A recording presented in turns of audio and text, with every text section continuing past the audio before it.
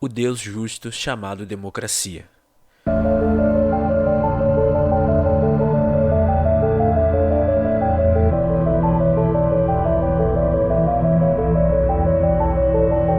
Este artigo foi escrito por The Z-Man, traduzido e publicado pelo Instituto Rothbard e narrado por Rafael Oliveira. Dada a frequência com que nossos governantes glorificam a democracia, é difícil acreditar que houve um tempo em que eles eram céticos quanto a ela.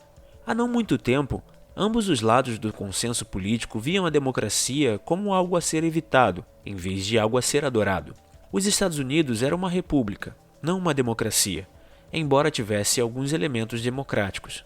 Segundo a visão direitista do consenso, o argumento era de que a democracia nada mais é do que o domínio da turba.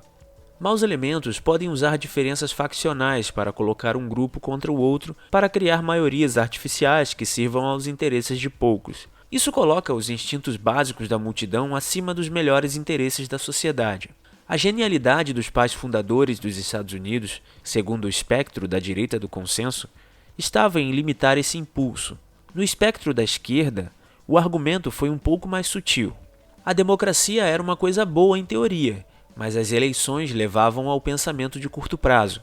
Ao contrário dos líderes dos países comunistas da época, os líderes democráticos não podiam planejar além da próxima eleição, então nunca poderiam executar estratégias de longo prazo. Essa foi uma maneira sutil de apoiar o comunismo sem parecer comunista. Embora ambos os lados estivessem certos, isso não os impediu de transformar a democracia em algo como um deus espiritual. Você nunca ouve as pessoas de direita falarem sobre como os Estados Unidos é uma república em vez de uma democracia. Em vez disso, eles estão ali com seus amigos de esquerda cantando louvores à democracia. Todas as coisas são agora justificadas em nome do Deus justo chamado democracia. Curiosamente, a crise no Ocidente se deve em grande parte ao fato de ambos os lados do consenso político ignorarem suas antigas preocupações com a democracia. Basta olhar para os líderes políticos dos países ocidentais e você verá que a direita estava correta. O topo da política é dominado por caloteiros e vigaristas. Nenhum deles jamais teve uma carreira honesta, mas subiram ao poder apelando para o menor denominador comum. Joe Biden é o exemplo óbvio. 50 anos atrás, quando ele entrou na política, ambos os lados o viam como um simplório afável. Ele era um cara burro que seguiu as instruções das empresas de cartão de crédito que o colocaram no Senado. Hoje, enquanto sofre de demência, ele ocupa o cargo mais poderoso do mundo. Ele chegou lá, dizem, obtendo mais votos do que qualquer homem na história americana. Na Grã-Bretanha, eles estão procurando um primeiro-ministro, depois que o desleixado Boris Johnson foi forçado a renunciar. O principal candidato é um gigolô hindu cuja maior realização foi se casar com a filha de um bilionário. A próxima candidata principal é uma mulher que parece que soa como se tivesse apenas 2 neurônios. Surpreendentemente, as escolhas depois desses dois são muito piores, o que parece ser inacreditável. A crise de competência que assola as democracias liberais é exacerbada por outra coisa que os velhos críticos da democracia tinham razão. A democracia recompensa as táticas de curto prazo sobre as táticas de longo prazo. O que importa é ganhar a próxima eleição, não o bem-estar de seus netos. Tudo em uma democracia liberal é exaurido no momento, uma controvérsia sem fim. Na era da mídia de massa, isso é agravado pela necessidade de responder em tempo real a todos os comentários e eventos.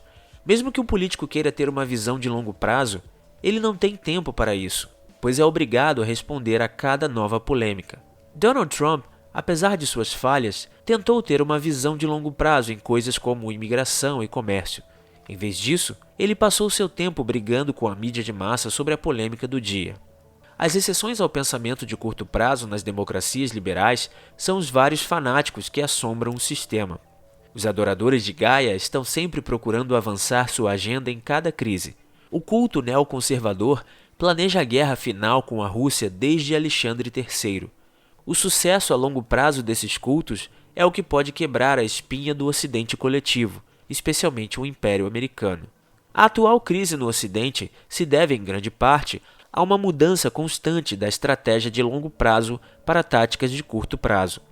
A Guerra Fria manteve os líderes das democracias liberais olhando para o futuro, pois o potencial de aniquilação nuclear exigia que todos se preocupassem com os efeitos das políticas públicas.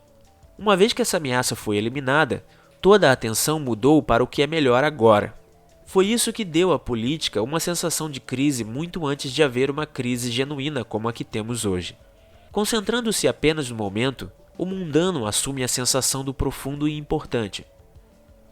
As pequenas decisões são comentadas como se fossem um momento crucial na vida da sociedade. Novamente, mesmo que alguns foquem no futuro, eles acabam exaustos demais para manter o foco.